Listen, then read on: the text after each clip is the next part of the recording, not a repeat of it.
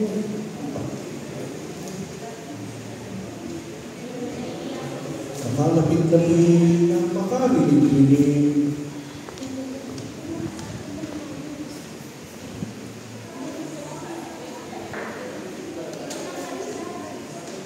Simulan na tayo.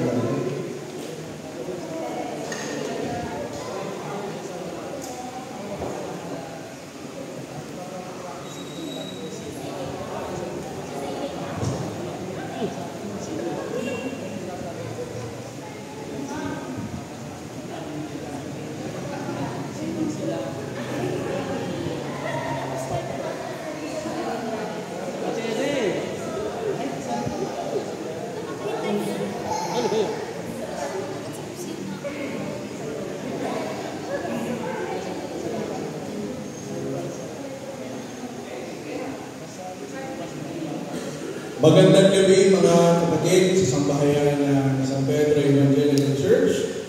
Narito po muli ang inyong mga manggagawa ng distrito, kasama ang ating mga retirado at mga kasama sa konferensya na naroon ng pagnanais na maghandog muli ng awiting pamasko sa sambahayan ng kakatipon. Layunin po ang natatanging gawain ito na makapagtipon muli ng mga pagpapala na magiging suporta para sa ating mga mag-aaral sa seminaryo, pangangailangan medikal ng mga manggagawa at pagpunta ng mga manggagawa natin sa SMJ Kukuk Grand Fellowship sa Palawan. Kaya tayo lang at purihin ang Mesiyas sa kanyang pagdalaw. Nagtitipon tayo upang kilalanin at ipagdiwang ang pagkatal ng dakilang manunubos.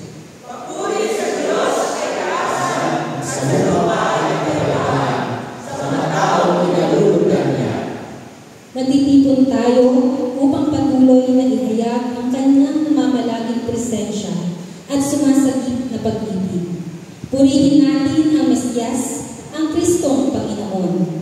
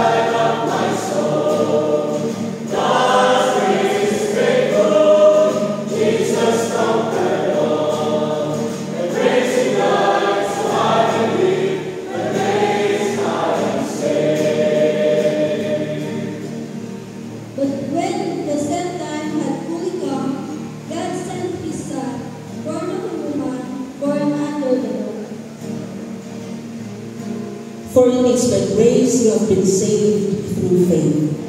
And this is not from yourselves, it is the gift of God, not by works, so that no one can boast. God